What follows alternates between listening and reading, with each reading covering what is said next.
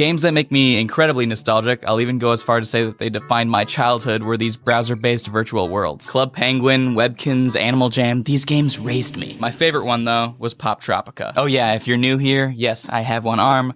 It was a big spider, don't ask. And if you aren't new here, you waited 4 months for this. Poptropica was a virtual world built on Flash, but it was a lot different from the others. For starters, it was a side-scroller played with just your mouse. Your cursor turns into this arrow that controls your movement. Also, when making an account, instead of naming your character yourself, you get a randomly generated name. I was Speedy Octopus, who I am currently dressed as. Does it look good? Does it look good side by side? I haven't actually compared it yet. This is exactly how he looked when I logged in for the first time in over a decade. Badass, right? This is what 9-year-old me thought was cool. I bought a fucking blue screen just so I could wear this shirt for this video.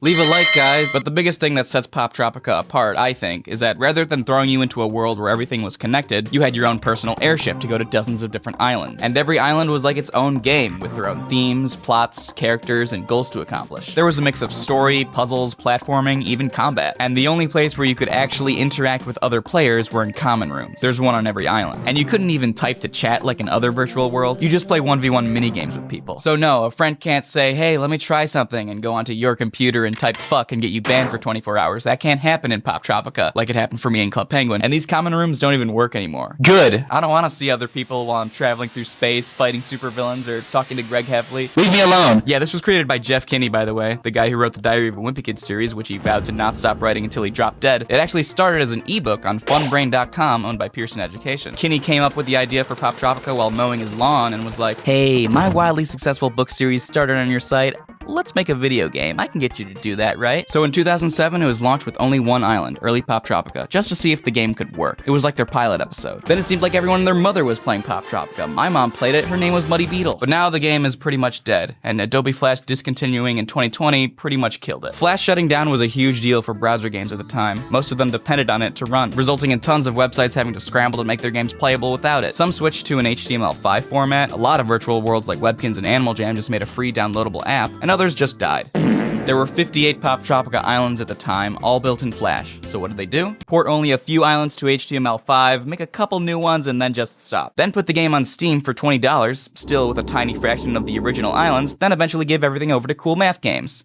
But still with a tiny fraction of the original islands. So the only way to play most of the adventures I remember from my childhood is by using an emulator, Flashpoint, which unfortunately didn't hold on to Speedy Octopus's gamer outfit, so that's why he looks a little different in some of this footage. I like to think this is him as an adult. Wow, all grown up.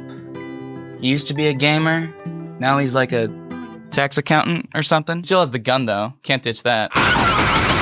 The reason why I'm so disappointed in what happened to Poptropica is that despite it being a kids game for kids, I still think it has some creative stories, worlds, and game design. Not that content for kids is rarely good, I just appreciate when it is. There are 65 islands in total. In my mind, I separate them into 3 distinct eras, based on when I remember them coming out. This isn't objective, I've seen other people categorize them differently, this is just how I view them. There were the earlier islands that I feel like were there when I started playing as a kid. These were usually pretty short and unambitious, but still fun, they're classics. Then there were the islands that I remember coming out while I was playing. At this point, the player base was huge, so these were larger, more complex, and often more difficult. This, I believe, was the golden age of Poptropica. And the third era was everything else. A ton of islands came out after I stopped playing as a kid. I'm sure many of them are good. They're just a little after my time. I don't know who the fuck Timmy Failure is, but I'm not going to his island. But let me go through some of the islands that I remember fondly, right after the break. Gamershops, go champ!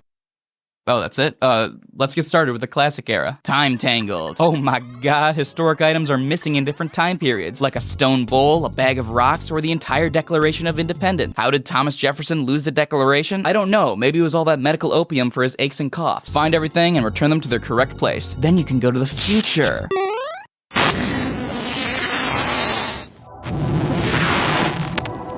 Whoa.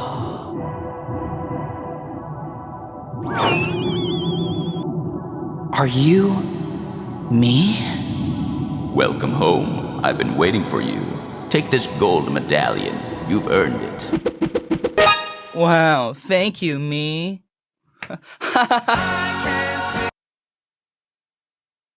24 Carat Island.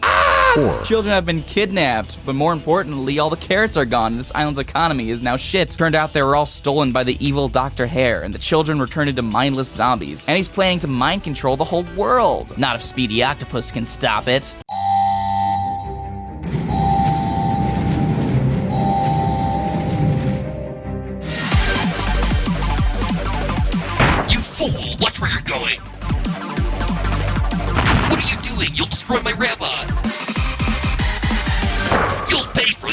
this!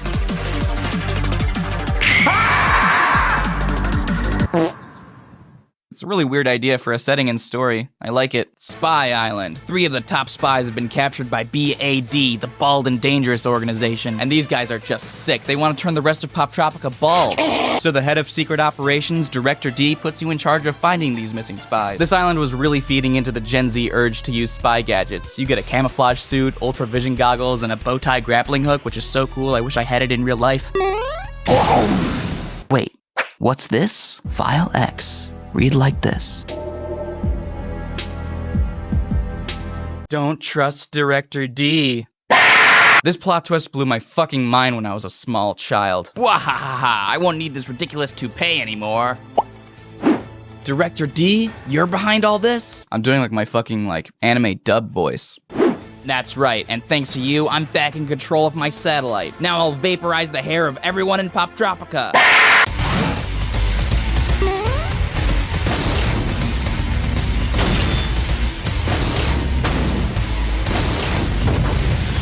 You little pest, you'll pay for this.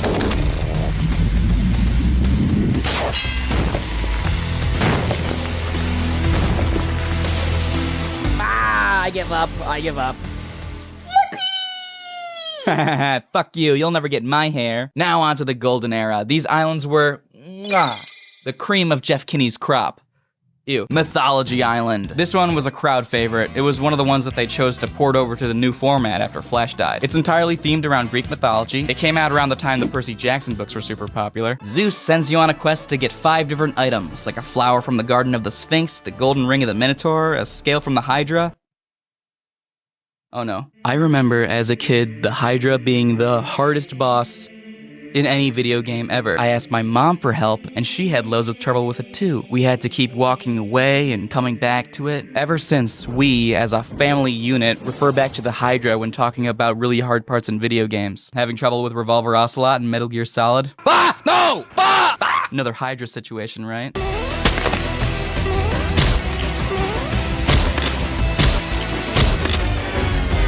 What? That was the easiest thing in the universe. No way, they must have changed it. Let me try it in the emulator. Okay, it was a little bit harder. The heads reawaken if you take too long to jump on them, but it's not like you have to die and retry ever. It was still easy. Poptropica, Hydra, easier, Reddit. I'm going to say it. The islands are not getting easier. You are getting older. No! Anyway, the plot twist was that Zeus was actually the villain, which means that this Poptropica island is more mythologically accurate than Disney's Hercules. So that's cool. Astro Knight's Island. Hark! The realm is under attack! Invaders from the sky have come down and kidnapped the princess! I really like the world building in this island. It's basically the Middle Ages, but this really smart guy named Mordred brought science and technology to the kingdom of Arturus. But then he started doing some weird, illegal, fucked up sciences. He was arrested for this, but then managed to escape in a cool rocket ship. Lord! Isn't that cool? That's so cool. Am I crazy? Too bad this island made me want to die. Once you're actually able to go to space, it becomes very minigame heavy instead of slow-paced puzzles. Like, to get on this planet, you have to lead these space sharks to a black hole, and your ship's fastest speed is faster than the sharks, and its slowest speed is slower. No! It took me so many goddamn tries. I didn't even know that my mic was on while I was recording footage for this. These are real, candid yelps of gamer rage. No! Fuck off, I hate you. Fuck off! Oh my god. Is this what my life has led up to? Baby raging at a game meant for children? Yeah, I didn't beat this island as a kid, by the way, and no wonder. God, I hate you! Fuck off! Hydra? Pff. How about the entirety of Astro Knight's Island? Cool story and world, though. I think that makes up for it. Turns out Mordred is the big bad guy, and you defeat him and his big robot. Counterfeit Island. This one is probably my favorite. Everyone on the street is convinced that the notorious art thief, the Black Widow, is going to steal Edvard Munch's The Scream from the museum. Something something Scarlett Johansson something something Marvel reference. As the plot unfolds, you meet this mysterious guy who tells you to get a job at the museum so you can catch the Black Widow in the act. Then you sneak in at night to catch her, but uh-oh, you get caught and framed. And it was the mystery man. Ugh! After finding, chasing down, and failing to catch the mystery man, you get a painting that tells you to meet the art museum curator on a different island to progress. That's so cool and pretty rare. It's not something they did very often, forcing you to go to different islands to beat one, but maybe they should have. It would have made the entire map of Poptropica feel more connected. Then you find where the Black Widow was hiding the scream, and... Hey, who turned out the lights? Ow! Ugh. Yeah, she beats your ass, and she was the cop the whole time? What? Oh, they love the twist of, oh, this good guy was actually the bad guy. And you? You set me up, man. I can't stand anyone in this room. Well, except for me. Me I like. Man, Speedy Octopus, you're such a tool. But turns out he was set up by the Black Widow too, so you let him out, do a short little stealth section, then the final boss. The Black Widow is crashing out and destroying priceless artwork. Isn't that a neat story? I didn't even talk about when I gave this boy a balloon, which made him float up into the air. He was on the news and shit, and he's not important to the plot at all. I probably killed him. Many islands came out after I stopped playing as a kid. I like to think of this as the final era. I'm sure many of them are good. For this video, I decided to play one that's still playable on modern Poptropica. Goofball Island. Wow, guys, what cool creative theming. How long did it take you to come up with this? I'm so enthralled. Oh, the island has some normal, non-goofy people? That's great. Wait, what's this? The History of Goofball Island. A Timbo island, founded in 1647 by Emperor Thirsty Flame III, would not become known as Goofball Island until discovered by the Adventurers League in 1976. The discoverer, Xavier Pendragon, was quoted at the time saying, "Might as well be called Goofball Island." Huh. Well, that's neat, I guess. They made some lore. Also, these underground crystals are what keeps the island in balance? And there are multiple endings. You want the island to be goofy, balanced, or bland? Goofy! Wow, was this the right choice? I don't know. I may be a bad person. This island wasn't too bad. A little easy, though.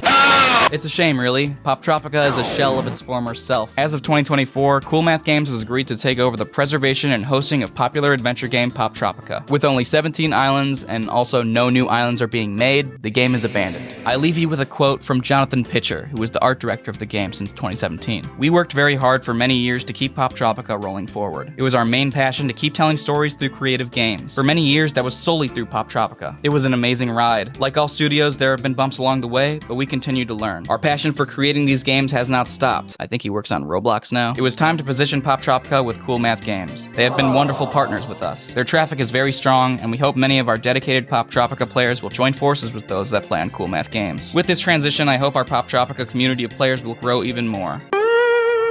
The more people play and have fun on Poptropica, the greater the possibilities can open for Poptropica's future."